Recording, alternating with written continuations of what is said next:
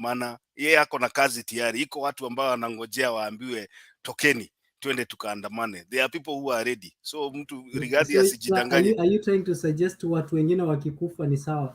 In the meantime, while we are walloping here, but Raila's daughter, who is killing who? Who is killing who? Kalonzo's son. It is no. Picketing is constitutional, Mise. Nani amesema mtu anakufa? Mise, those days kina Wamalwa kijana hawakuwa wanakuja na watoto wao. Makina nani time ya kina Matiba hawakuwa wanakuja na watoto wao. So stop that nonsense. Hao watu wacha wafanye kazi yao. Domi. Mise. Mambo ya watoto wachana nayo. Wachana nayo. Look, you always come here and use the word nonsense. You know what nonsense means? The interpretation of nonsense is words of no importance. Of which it is no importance. That is what I mean. What I want to challenge you. Kalonzo's son is in the East African Legislative Assembly. Raila's daughter is in the East African Legislative Assembly. They are busy positioning themselves to come back to the country and go to the top seats. Then you're asking the few hustlers to come and picket because it is their constitutional right. You think Kalonzo's son and remember Ruto's daughter is an ambassador. Yeah, as you are talking. So wachana na watoto wakai. He is busy. Ruto's daughter has been busy going He's busy. Hata watu wengine pia wako busy. Wachana nao. That is nonsense. Aya, let's do this. Let's move ahead. Mute your mic, wacha tupatie Domi nafasi ya kuongea kwanza, alafu naona mwambie lakini asilete hii mambo ya nonsense. Mpe another vocabulary. It is nonsense. It is nonsense. Wachana nayo. Nothing is making sense. It's nonsense. Yeah. It is nonsense. Wachana nayo. Another word for Domi. Rubbish. Nasikia Rigathi. Rubbish. Anasema rubbish. That is rubbish. Haya, Domi, karibu. Okay, now you see. Nimeitwa mahali. Kutuambia vile nani. Okay, I'll start off pahali penye Julius just touched. Kutuambia ati Ruto is not Kibaki, is not Moi. Now look here. Even Ruto is not Raila. That is it. So Ruto is Ruto. That is so what? Is he God? Kwani amegeuka Mungu all of a sudden? You know, what I see in Ruto is that it's just pride. And I think it was a very big mistake. It's a very, like the other time I was asking, what is it that is godly in Ruto that people try to talk about? Because Ruto is proud and arrogant. That is not in God. Ruto is a thug who always he steals and he's coming to tell us that kupanguza mdomo na kutuambia. And by the way, I wonder, wale makanisa walikuwa wanasema ati Ruto atawasaidia. Has he held any other fundraising ya makanisa? I have not seen. So now, to me, I believe this. At this point, pahali penye tuko.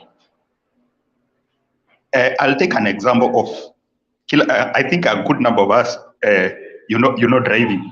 A good number of us you drive. If you want to drive very fast, would you wave from one side of the lane to another? No. You'll try to control the car to stay in the middle. If that is every time unaona inataka kwenda huku uirudishe. And that is what Raila is doing. We don't have to wait until kila kitu iende to zero. It's when now we start picketing. No, we need to approach it just where it is before he moves any more step. Because if we are going to leave things to go forward, if you're going to leave the wrong thing proceed, it will get to a point whereby now when you are trying to bring it back, you will not be able to recover everything. You'll be you may recover probably even 50%.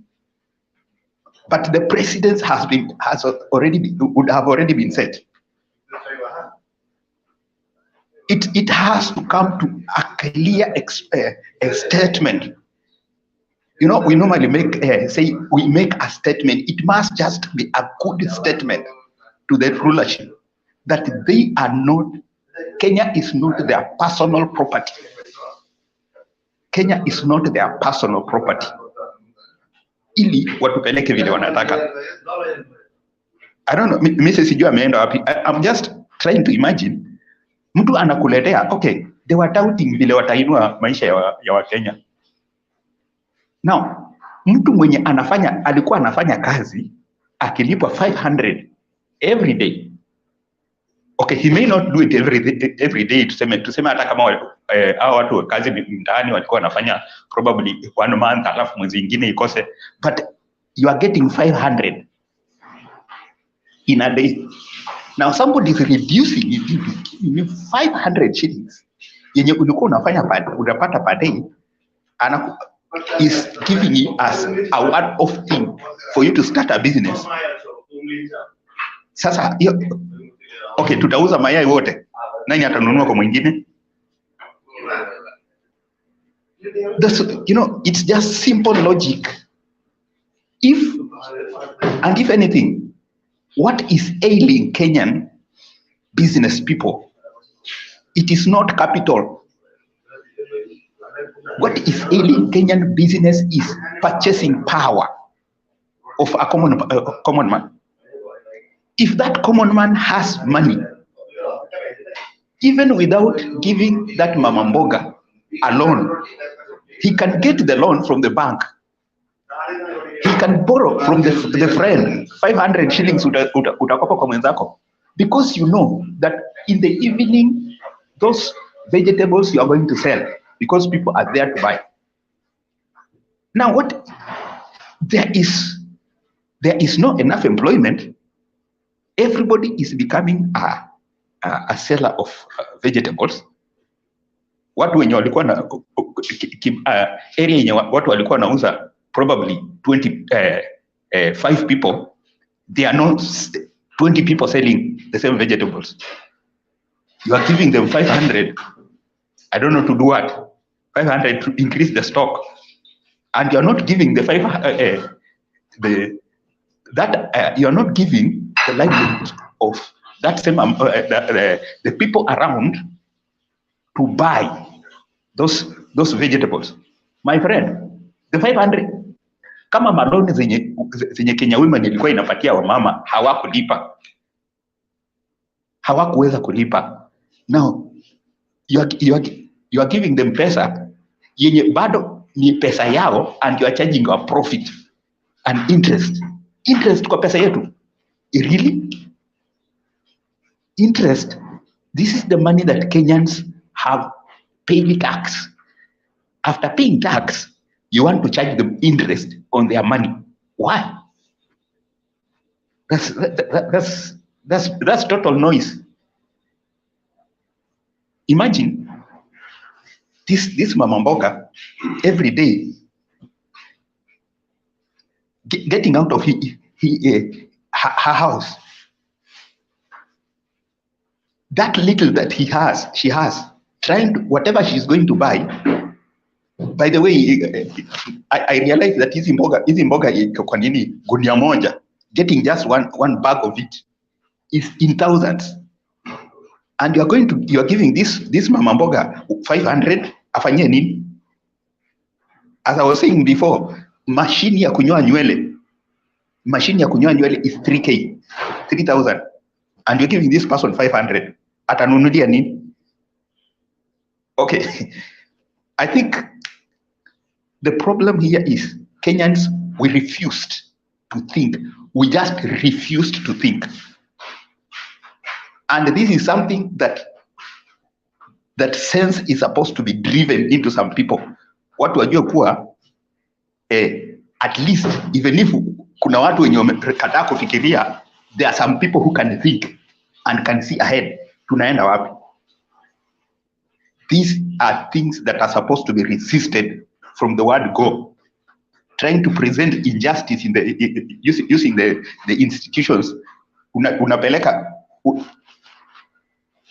wakati Martha Koome alitoa judgment yake, alisema Chebukati was wrong kufanya vitu akiwa peke yake.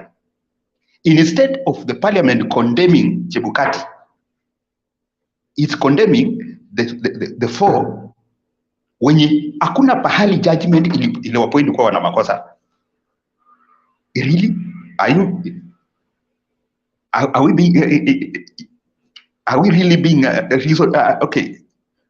Are we being okay? Hiyo sasa tunafikiria sawa kweli?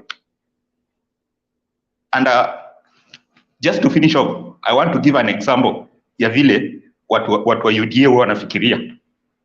And the Kenya Kwanza. Ni kama, I'll go back kwa gari. Ni kama unaendesha gari yenye inaenda ikielekea upande mmoja. Now you keep putting it on the line, lakini sasa ukiachilia steering inaenda, tuseme right, it's just going right. So you are trying to force these people to think right, lakini wanaegemea upande mmoja wenye just the unreasonably trying to egemea upande mmoja in whatever they are submitting as a support for the fallen system. My friend, hakuna pahali tutakuwa tunaenda.